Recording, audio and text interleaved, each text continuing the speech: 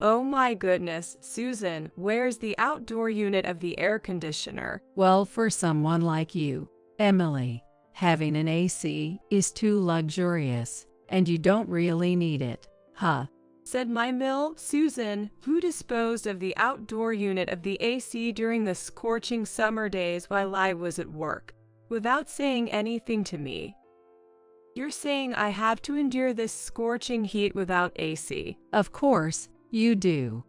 Well, I'm off to Singapore tomorrow, so take care of the house, will you? Seemed so thrilled to be able to harass me, she left the house carrying a large suitcase, skipping along the way. Remember this, I'll make sure you regret it. 3 days later. Susan, having returned from her trip, frantically called me nonstop. You didn't. You couldn't have. Yes, exactly. You brought this upon yourself. I was wrong. I'm so sorry. She cried out in madness. My name is Emily, currently 28, working as a caregiver. My husband, Jake, is 30 years old. He works as a doctor in a welfare facility. Our meeting goes back 5 years. Jake was incredibly serious at work and kind to both the patients and staff, making him very popular. Back in the time, I was 23 and a new employee there. I made a lot of mistakes and got scolded by my seniors often, so I often wondered if it's okay for someone like me to keep working here, and it got me down. It was Jake who approached me during those times. He quietly came over to my side. What's wrong? Tired? A little sweet might cheer you up. Is this? Yes, candy. It's delicious. Like a friendly aunt from Chicago, Jake would always have candies coming out of his lab coat.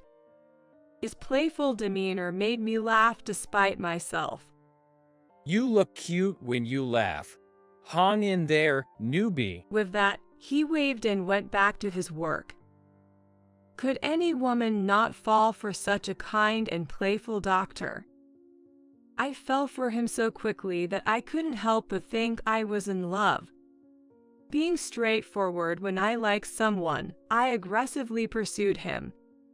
He eventually gave in to my push, and our relationship started. And a year later, Jake proposed to me, and we decided to get married. I'm looking forward to a happy married life. However, when we went to his parents' house to meet my future in-laws before our marriage. Actually, my mom is a bit eccentric. If she says something rude, I'm sorry for that in advance. Leave her words alone. Jake had warned me beforehand. What kind of person is she? Feeling anxious, I rang the doorbell. Immediately, Jake's parents came out. Oh, Jake, it's been a while. Are you well? No health issues? Yay, it's been a while. I'm good. How about you two? We're fine. It's great to see your face after so long. Am I invisible to her? That's how much Jake's mother ignored me. Hello. Nice to meet you. Summoning up the courage, I approached Susan and, with a furrowed brow, she finally turned her gaze towards me.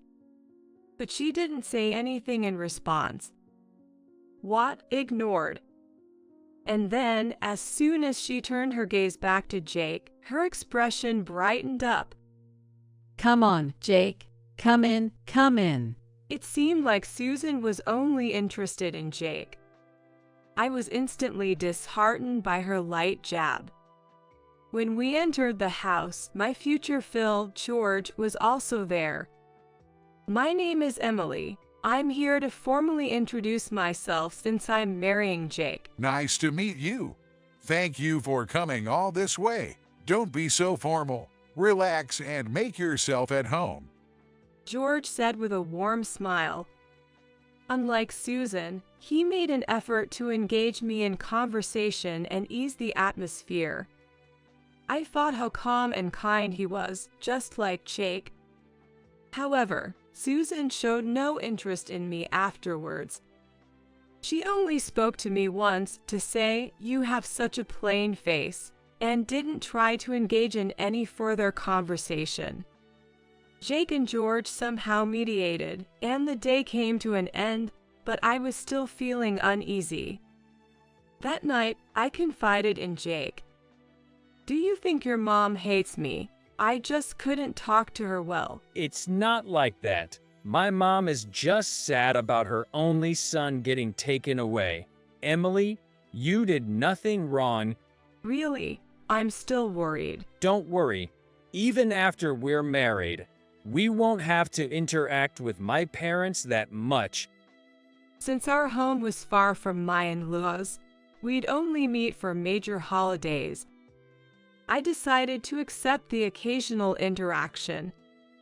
Despite the ups and downs, Jake and I managed to get married. Now, we have a 3-year-old daughter, Lucy, and we're living happily. But one day, a comment from Jake disrupted our peaceful life. My dad's care has been tough on Mom. She wants us to live with them for a while. What do you think? 2 years ago, George became paralyzed from the waist down due to an accident. It was sad to think of such a kind man in that state. Susan is taking care of George on her own now, but both of them are at the age of 55, not that young anymore. I heard from Jake that George can't work anymore, and I knew Susan's burden has become heavier. Susan, struggling to provide care on her own, found life becoming challenging both physically and financially. It seems she tearfully pleaded with Jake to move in and help out. Despite my reservations about Susan, we couldn't just leave her be after such a heartfelt plea. "Okay, I'm a caregiver, so if there's anything I can help with, I'll pitch in. Plus, I love your dad and want to support him." Really? "Yes, just let them know that I have work and taking care of Lucy on my plate. I'm happy to help within reasonable limits." Of course. If anything's too much, just tell me. So, we quickly started living with my in-laws. Emily, I'm sorry for the inconvenience. I'm so sorry. It's all because of my accident. The two of them apologized deeply to us. "No need to apologize. I'm a professional caregiver. Let me know if you need anything." Thank you so much. Really? Thank you. George's demeanor was as gentle as ever, but unlike at the beginning of our marriage, Susan seemed hesitant and modest, which made me feel relieved that perhaps we could manage to get along after all. But soon, Susan showed her true colors. When I got home from work, Emily, hurry up and make dinner. I'm starving. George needs his diaper changed. Is this place even clean? Susan started ordering me around for meals, cleaning, and caregiving, while she frequently went out. George stayed in his room, unaware of her behavior.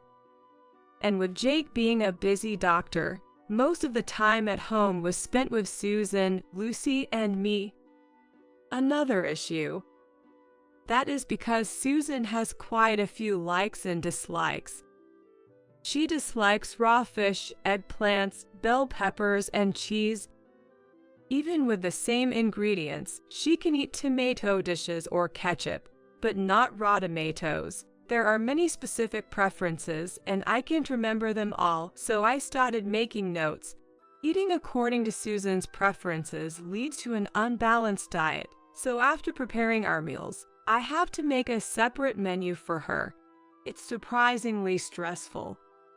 Moreover, since Susan dislikes sweet bread, I need to prepare breakfasts with scrambled eggs, bacon, toast, and coffee. I need to make additional meals for Susan for breakfast, lunch, and dinner, which is quite a burden considering I'm also working and taking care of a child. I decided I couldn't keep this up without falling apart, so I asked her for help. Susan, I'm taking care of a kid and working. Could you help a bit with meals or laundry? Huh? What kind of spoiled talk is that? You're just a caregiver, right? My son is a doctor. You're not even in the same league, and you can't take care of a doctor's mother. I couldn't understand her logic at all. It's infuriating how she looks down on caregivers. And what does being a doctor's mother have to do with anything? Didn't Jake tell you before we moved in that we'd share the household chores? Geez, you're so loud. A daughter-in-law should not be so cheeky. Susan covered her ears with both hands, saying loud, loud, refusing to listen to me. She always waits until George and Jake are not around to complain or make snide remarks. It seems she doesn't want them to find out she's bullying me. But I can't stay silent anymore. So I decided to talk to Jake about it. Your mom is dumping everything on me. She won't listen to anything I say. Can you at least ask her to prepare her own breakfast during the busy morning hours? She's really troublesome. Sorry for the inconvenience. I'll talk to her right away. Jake went to talk to Susan immediately.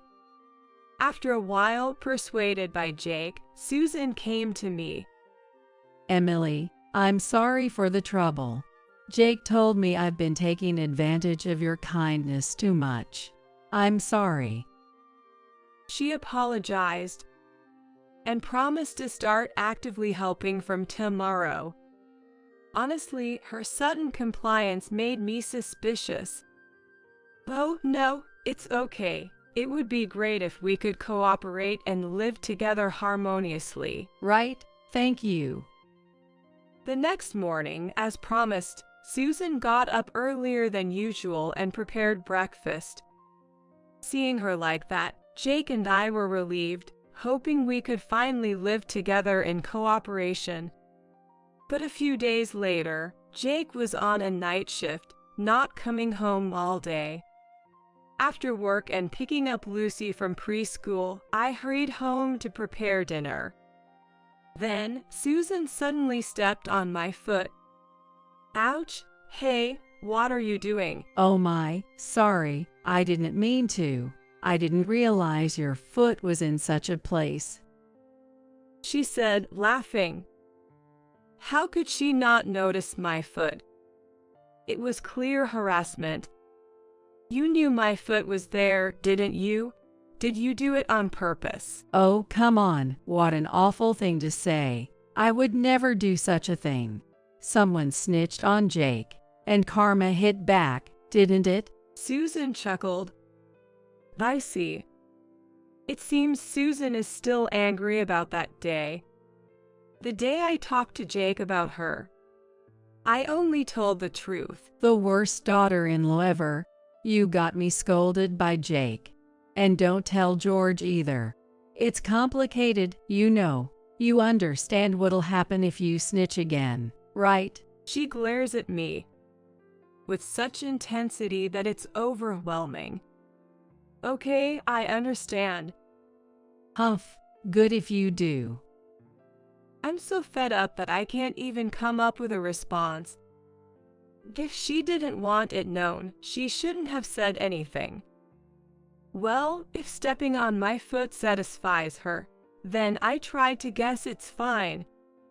However, one day after work, I tried to turn on the AC in my room with the remote.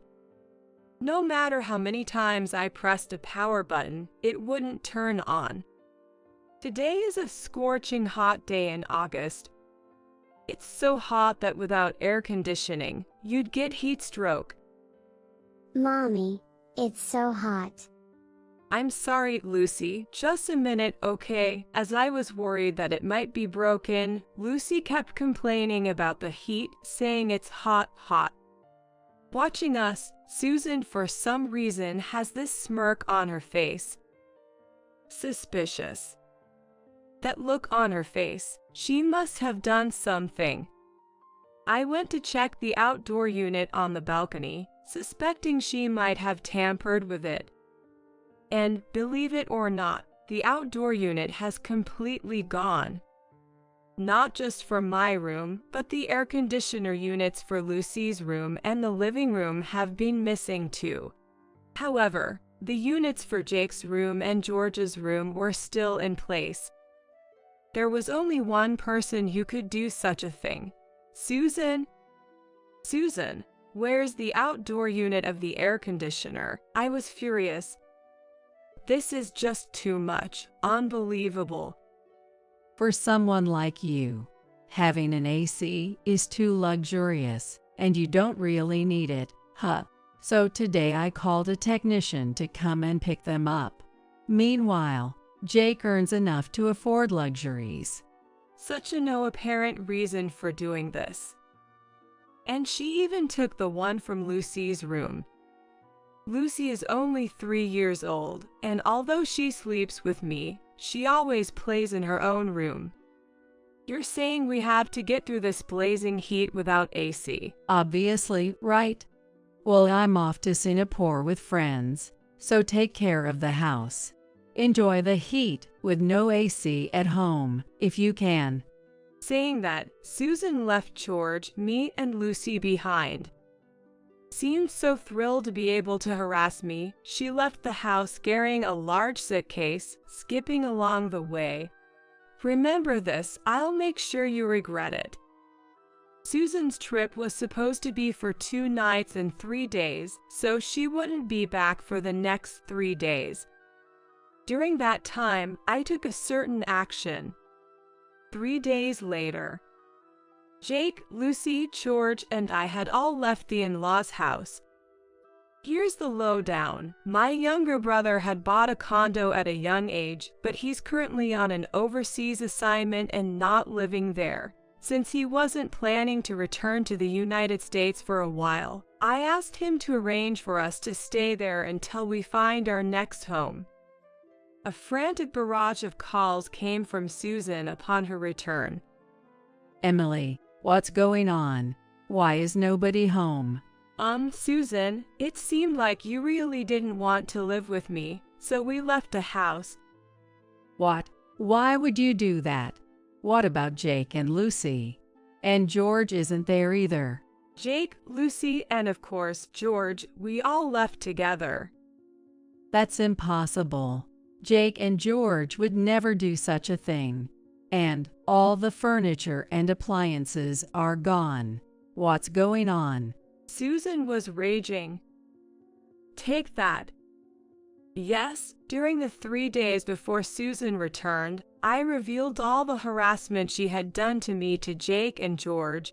The one who was most angry was George. You know, she can be really, even with little kids around. Unbelievable. Emily, I'm really sorry. No, it's not your fault at all, George. I have a good idea. Are you sure? Should we really do something like that? Yes, I've made up my mind. And so, George sold all the furniture and appliances from the in-laws' house to a thrift shop. Most of them were old and not needed anymore, according to him. More than anything, he wanted to make Susan regret her actions. With George's suggestion, by the time Susan returned, the in-laws' house turned to be empty, with no one there and nothing left. Given the circumstances, it's not surprising that Susan is calling in a panic. Did you really tell everything to George and Jake? Yes, that's right. Both George and Jake were quite upset. Didn't I tell you not to tell anyone? It's your own fault.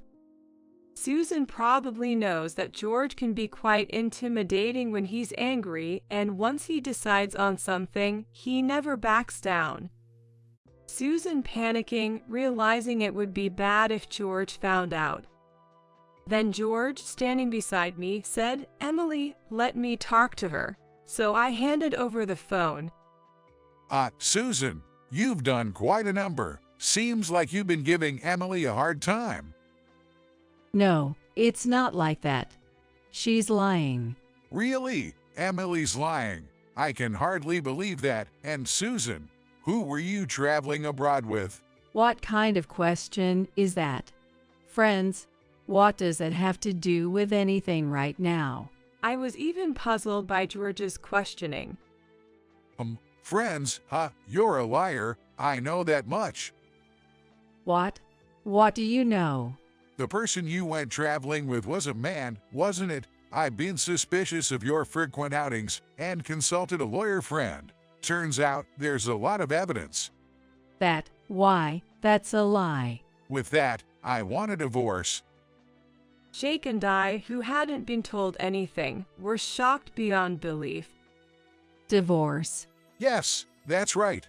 You seem to have a good time taking advantage of the fact that I couldn't move. I can't go on with someone so heartless, so I decided to get divorced.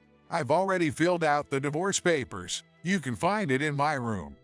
To think Susan was having an affair at 55, this was news to me. That's why she was going out so often. I was wrong. I'm sorry. Susan cried out in madness.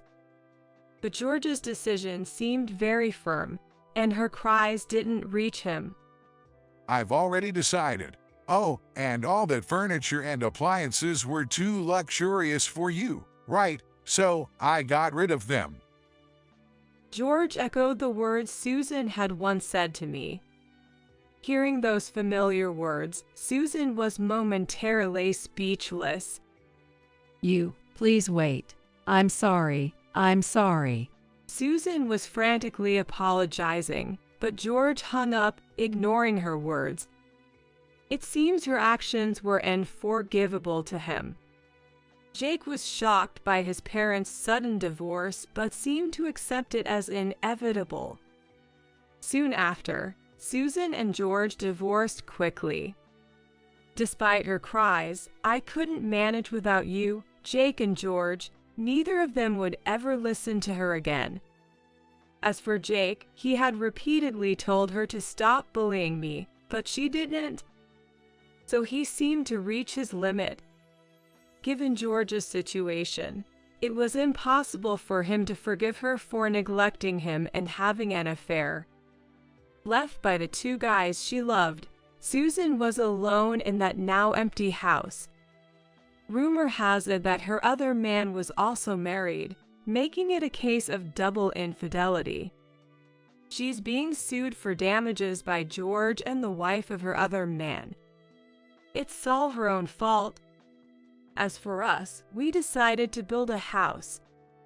When we told that to George, he offered a significant contribution of money from his savings. I've caused both of you so much trouble. I am truly sorry. This is the least I can do. Live happily, the three of you. It's not about compensation. You've done nothing wrong, George, and it's not just the three of us. Let's live together, all four of us. George, surprised at first, seemed very moved by my words. So have you say such things? Jake has found himself a wonderful wife. See, Emily is a great wife. As she said, let's all live together, Dad. Thank you. Really, thank you. Thus, the four of us began living together. A year has passed. After that, George continued his rehabilitation with determination, not wanting to be a burden on us. He can now walk and use the restroom by himself. Today, Lucy turns 4. Lucy, happy birthday. Happy birthday. Happy birthday. We all celebrated her birthday. It was truly a happy time. I believe such happy days will continue forever.